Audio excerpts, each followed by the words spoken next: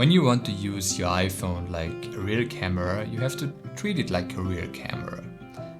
And that means that we need some accessories. In this video, I will show you what exactly I use and why. Miles and miles of the clear blue skies. We drive straight as an arrow flies. You see, professional cameras used in movie sets look gigantic, but when we look closer, the actual camera is mostly just a tiny part of a whole rig. In addition to cameras, we have power sources, follow focus, ND filters, matte boxes, audio interfaces, timecode, monitors, storage, and of course either the whole thing is on a tripod or on a dolly or some sort of Steadicam or handheld rig. And that is because these items are needed to make the camera work smoothly in the environment of a movie set. I mean, look at a naked cinema camera like this Ariel Alexa Mini here. How would you use that without a rig?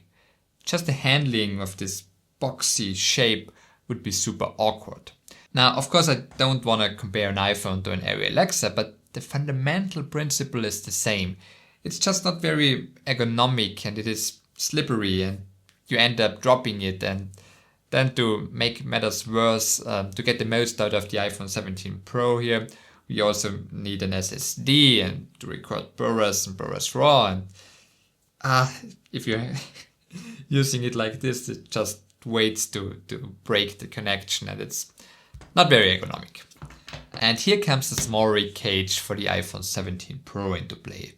And before I begin, as a disclaimer, SmallRig was kind enough to send me their iPhone 17 Pro cage kit as well as this filter kit. And that made me very happy because I've been using their products for many years now. We begin with this lightweight case here that at first I didn't like too much optically, but it feels kind of nice in the hands as it doesn't add too much bulk to the iPhone. And while I always saw stuff like this kickstand here as a stupid gimmick, it is indeed really awesome and practical, and I've been using it a ton so far. Okay, now the next step is the actual cage. It is made out of metal and feels very, very, very sturdy. So we put the phone with the case inside the cage, just like this, push down firmly. And then we have this quick locking releasing mechanism here, and we press this. No, we have to a little bit further. Now we press it and it is securely locked inside the cage, and the whole thing feels like a tank now and would probably survive any fall with ease. Alright, now the most important part, the handles. And the kit comes with two handles which can be attached really, really fast with two pins here and two holes on the side of the cage, and ta-da, as well as this one. And you have a perfectly nice rig for portrait orientation.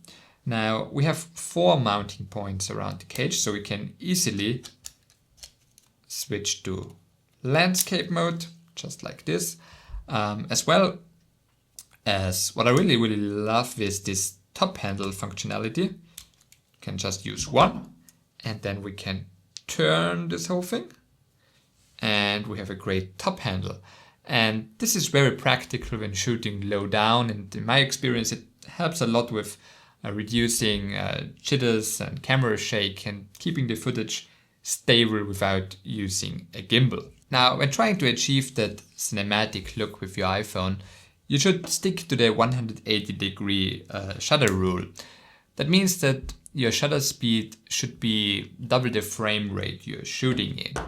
So, for example, if you're shooting at 48 frames per second, your shutter speed should be double of that. That's 1/48 of a second. Now, given that the iPhone comes with a fixed aperture of f1.8, filming outdoors in bright sunlight is gonna be challenging without an ND filter. And that's where our first case comes in handy, this one, which is now inside the cage, as it has these rails here that allow for this filter attachment to slide on. And that way we can easily magnetically attach this variable ND filter, just like that. And voila, now we have the iPhone with a real proper ND filter in front of the camera system, just like you would have on a real camera. Now, of course, you're not only limited to ND filters, as in the filter kit I received from SmallRig, there's also a circular polarizing filter that also attaches magnetically and should, minimize unwanted reflections, as well as this black mist filter. It's a diffusion filter that blooms the highlights a bit and cuts down on the sharpness a little bit, and overall should achieve a more of a cinematic look. And the cool thing is that given their magnetic nature, these filters can also used stacked on top of each other. So we have this black mist filter here, and now you can have the ND filter on top of it.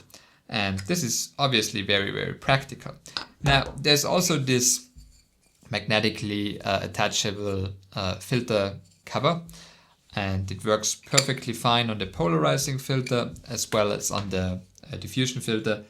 But sadly, it is a little bit too small for the variable ND filter, which is a little bit of a bummer, but otherwise I really, really love this whole iPhone 17 Pro cage. It is made out of great materials and feels very sturdy and well made.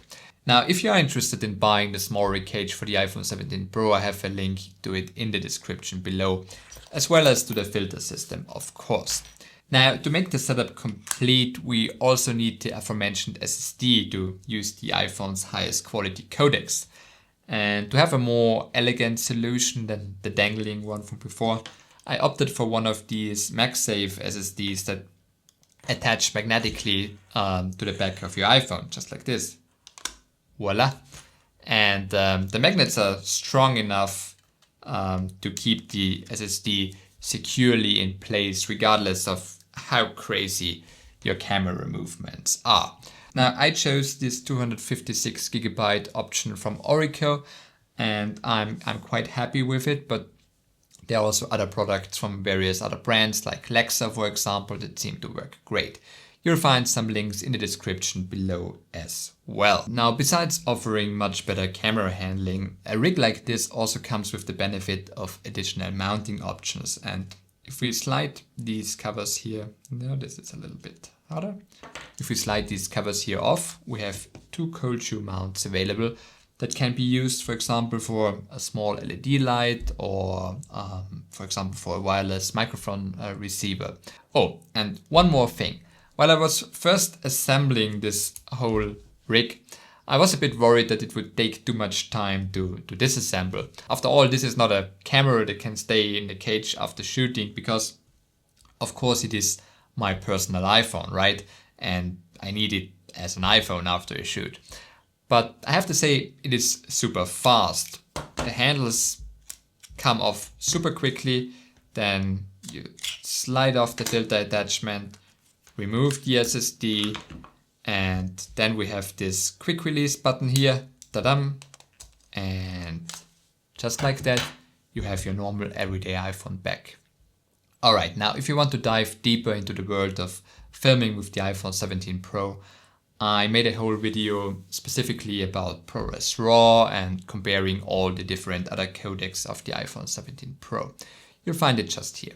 That's it for today, guys. Thank you very much for watching, and if you found this video helpful, please don't forget to like and subscribe.